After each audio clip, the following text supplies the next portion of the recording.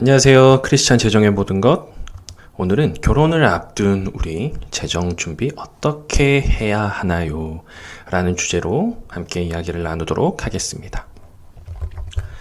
재정 문제 정말 어렵죠. 믿지 않는 사람들, 또한 믿는 사람들도 요즘 일을 하는 경우가 굉장히 많습니다.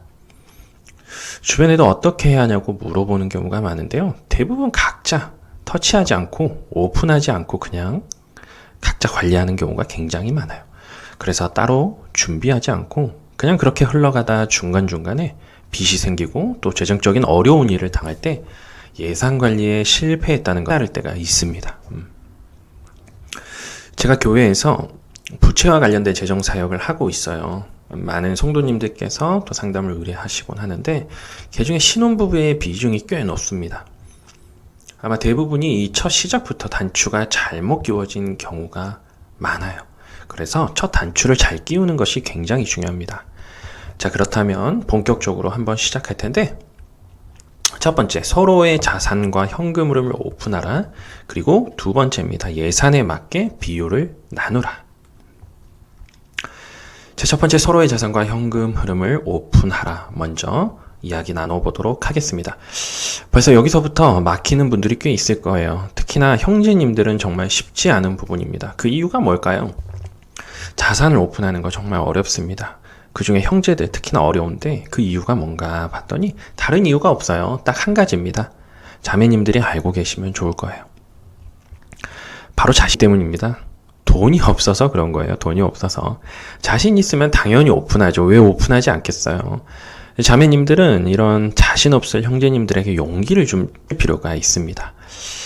자매님들 어차피 이거 보고 얼마 있는지 보고 결혼해야 할지 말아야 될지 지금 결정하는 단계가 아니잖아요. 맞죠?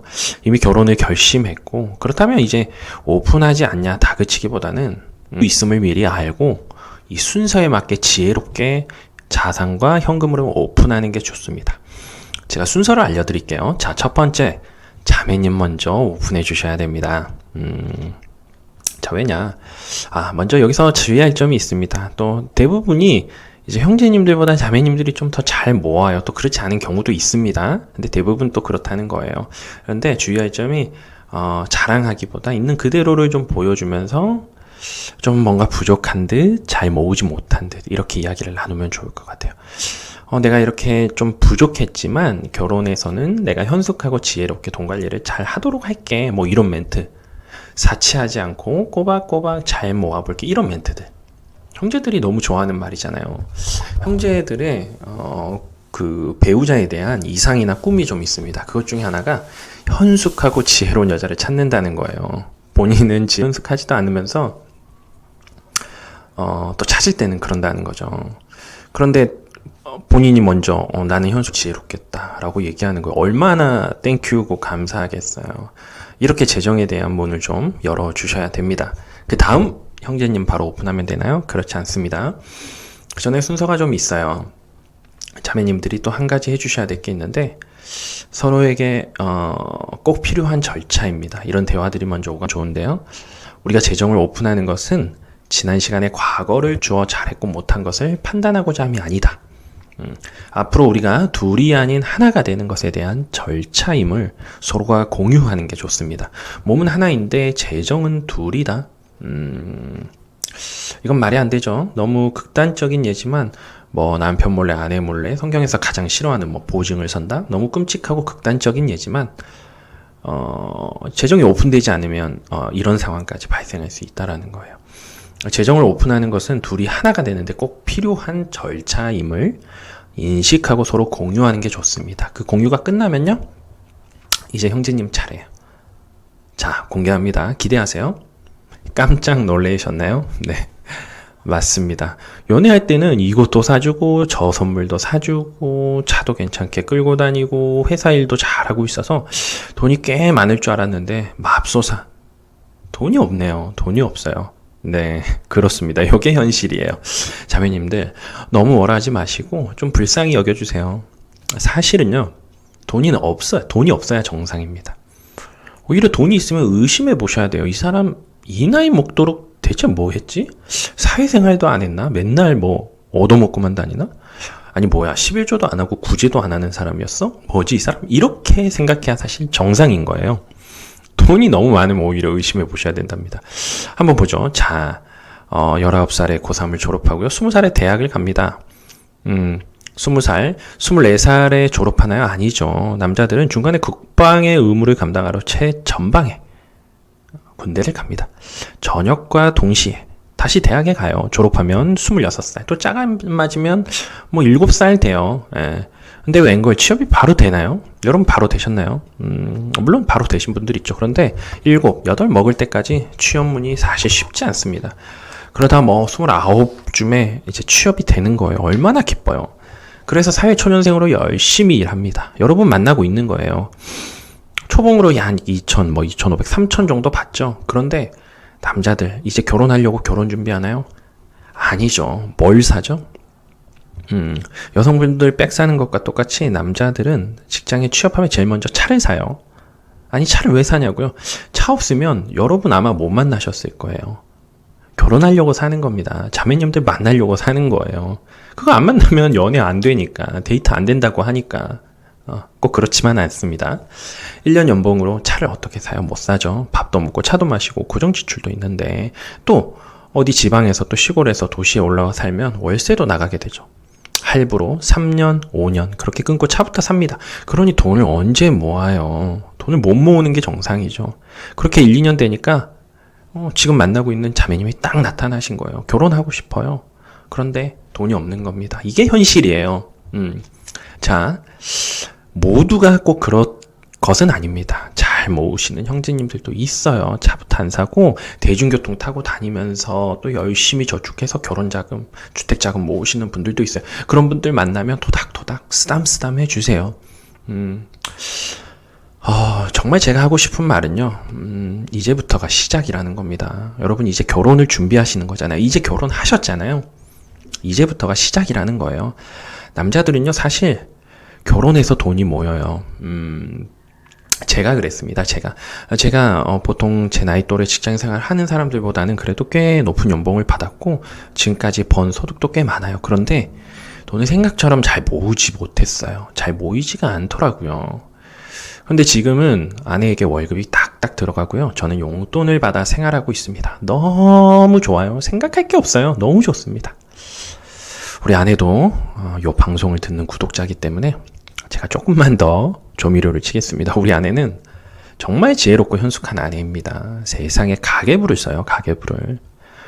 뭘 배우지도 않았어요. 전공한 것도 아닙니다. 그런데 우리 가정을 위해서 기꺼이 아내가 배우고 익혀서 그 일을 하는 겁니다. 제가 요 내용이 다 끝나면 마지막에 그 가계부를 실제 작성했던 우리의 예산표를 제가 공유해 드릴 거예요. 이메일을 남겨주시면 공유해 드릴 건데 한번 참고해 보시면 좋을 것 같아요. 자, 이제 여러분들이 그 역할을 하실 때가 된 겁니다. 그래서 남자에게는요, 자매가 필요합니다. 하나님이 사람을 창조하실 때 남자가 이렇게 홀로 있는 것이 너무 가엾고 외로워 보였나 봐요. 그래서 남자의 갈비뼈 하나를 취해서 여자를 만드셨습니다. 그러니까 남자와 여자는 원래부터 하나인 거예요. 남자에게는 꼭 자매님이 꼭 필요한 겁니다. 이제부터가 시작이라는 인식을 가지고 시작하면 돼요. 과거의 것들을 가지고 뭐 했냐 들춰내지 말고 싸우지 말고, 보통 예산을 공유하고 자산을 오픈하면서 다투는 경우가 많고요. 토라지는 경우도 꽤 많이 있습니다. 그러지 말고 자매님이 품어주세요. 네, 남자에게는요 꼭 자매님이 필요합니다. 없어서 놀라지 말라고 했죠. 어떻게 하라고요? 너무 많으면 놀라셔라. 너무 많으면 놀래주셔야 돼요. 어이구 잘했다.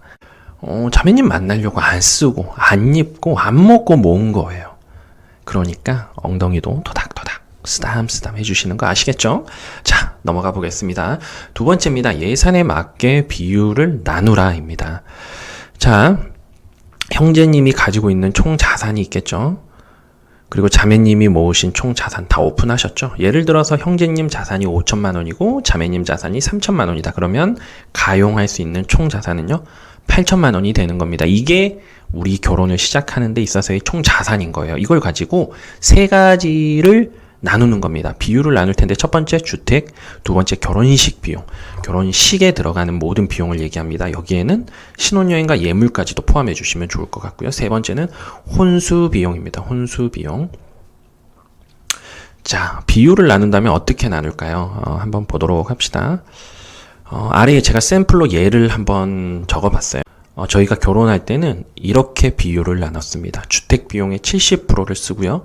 결혼식 비용의 20% 그리고 혼수 비용의 10% 정도를 썼습니다.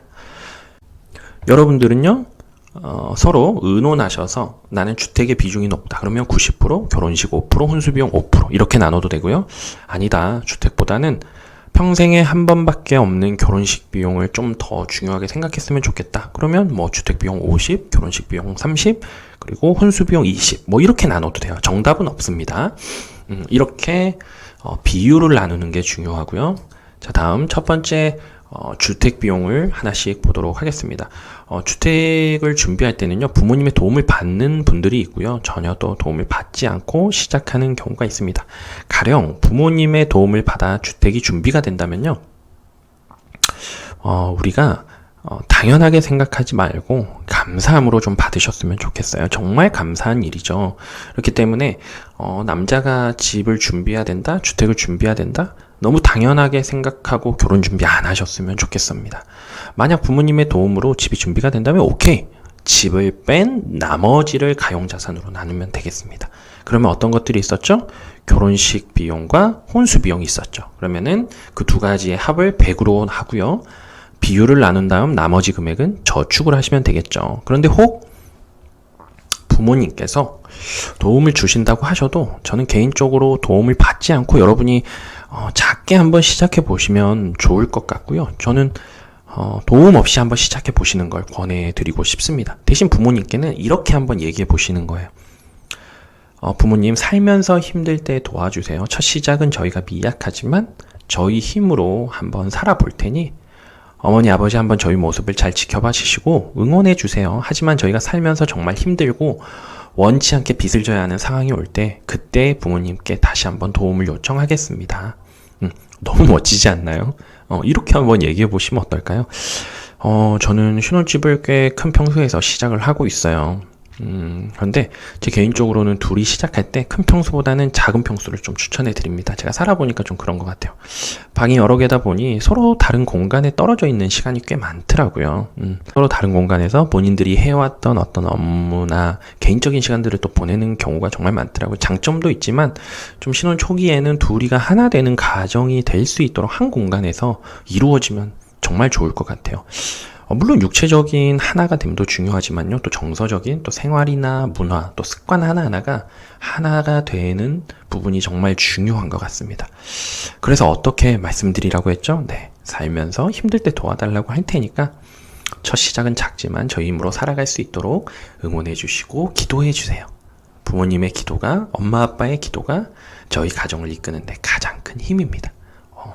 어머니 분명 감동하시겠죠? 아버님 감동하시겠죠? 그래도 또 부모님의 마음이 있기 때문에 주신다면 우리가 감사함으로 받아야죠. 자, 두 번째, 전혀 도움을 받지 않는다. 그러면은 앞에서 얘기한 것처럼 집을 포함해 가용자산으로 나누면 됩니다. 자, 예를 들어서 주택비용을 70%라 했다라고 가정해 볼게요. 전세와 월세를 선택할 수 있습니다. 매매는 좀 쉽지 않겠죠. 그래서 전세와 월세가 있는데 선택할 때는 다음에 기회가 된다면 주택과 관련된 영상을 다시 한번 찍어보고요. 오늘은 간략하게만 좀 설명을 드리겠습니다. 전세 자금을 받게 되면 그에 따른 이자가 있을 거고요. 또 제가 월세로 선택을 한다면 매달 납입하는 월세가 있을 거예요. 이 둘을 비교해서 더 적은 금액으로 선택을 하시면 좋겠죠. 여기서 가장 중요한 거는요, 되도록 빚지지 않고 시작하고요, 내가 가지고 있는 예산, 가용자산 안에서 주택을 결정하는 것이 좋다. 그래서 우리가 발품을 좀 팔아야 됩니다. 결혼 전에 여러 사이트들이나 또 앱을 통해서 우리가 가지 않고도 얼마든지 방을 비교해 볼 수 있습니다. 그곳에서 우리가 가지고 있는 가용자산 안에서 우리에게 어울리는 주택이나 우리의 집은 어디에 있는지 찾아보시고 열심히 찾아보시면 하나님이 우리에게 예비하신 그 집이 있습니다. 그런 믿음을 가지고 하나님이 어떤 집을 우리에게 선물로 주실지 기대하는 마음으로 한번 찾아보시면 좋을 것 같아요. 보여주는 어떤 허세보다는 실속적인 집을 좀 구하시면 좋을 것 같고요. 특별히 이제 제가 선택했던 것 중에 참 잘한 것은 그러면 신혼집은 어디에 구할 거냐라는 건데, 아내가 원하는 곳으로 해주는 게 좋습니다. 저는 그 장모님 집과 저희 집이 같은 아파트예요. 115동, 111동, 이렇게 서로 마주보고 있습니다. 정말 좋아하더라고요. 왕래도 자주 가게 되고요. 또 주말에도 같이 이렇게 식사할 수 있는 기회들도 여러 번 있고, 그래서 결혼하면서 아내 말을 들었던 것 중에 또 가장 잘한 선택이 아내가 원하는 곳으로 이렇게 신혼집을 구했다라는 거. 이게 또 가장 잘한 선택 중에 하나가 아닌가, 그런 생각을 한번 해봅니다. 꼭 한번 참고해 보시면 좋을 것 같고요. 또 두 번째는 결혼식 비용입니다. 결혼식 비용 하면 이렇게 크게 네 가지로 나눌 수 있을 것 같아요. 첫 번째가 이제 스드메 스튜디오 드레스 메이크업입니다. 그리고 예물이 있겠죠. 또 결혼식 때 거의 이제 축의금으로 결혼식 때를 다 내고도 조금 남았던 것 같아요. 좀 많이 남았어요. 예. 그래서 그 비용까지 한번 감안해 보시면 좋을 것 같고요. 또 신혼여행, 이렇게 결혼식 비용은 네 가지. 이것도 예산을 가지고 그거에 맞게 정하는 게 좋겠죠. 스튜디오, 드레스, 메이크업도, 예물도, 결혼식 때도, 그리고 신혼여행도 이 예산에 맞게 예산을 가지고 어디로 갈지, 어떻게 갈지 정하시는 게 좋습니다. 이렇게 정하지 않으면요, 결혼식이 다 끝나고 와서 우리에게 남는 건 빚밖에 없습니다. 그래서 예산에 맞게 꼭 사용하라는 거 정말 중요합니다. 세 번째, 혼수 비용이에요. 혼수 비용. 혼수를 살 때는요, 꼭 필요한 것인지 한번 생각해 보시면 좋을 것 같아요. 내 집인가? 이 집이 곧 있으면 나가야 될 집인가? 이 고민을 꼭 해보십시오. 내 집이 아니면요, 결국은 또 이사를 해야 돼요. 그러면은 이 집에 어울리는 또 소품들이 다른 집 가서는 또 어울리지가 않아요. 그래서 첫 번째, 내 집인가를 꼭 확인해 보세요. 아니잖아요. 그러면 꼭 필요한지 안 한지를 알 수가 있습니다. 그리고 결혼하면서 그 빈집을 채우려고 이것저것 그냥 다 사는 경우가 있어요. 그러지 마시고요. 사는데 꼭 필요한 것만 먼저 준비하시고 나머지 필요한 건요, 그때그때 준비하시면 됩니다. 그러니까 막 무리해서 미리 준비해 놓지 마세요. 아시겠죠? 자, 실제 저희 가정이 결혼 준비할 때 적었던 예산표가 있습니다. 여러분들 원하시면 공유해 드릴 테니 댓글로 이메일 주소 남겨주세요. 다음 시간에는 결혼식 준비와 관련된 영상을 업로드 할 테니까 여러분들 많은 관심 부탁드리고요. 이 영상이 도움이 되셨다면 좋아요와 구독, 댓글은 영상을 만드는 데 큰 힘이 됩니다. 여러분 다음 시간에 뵐게요. 안녕.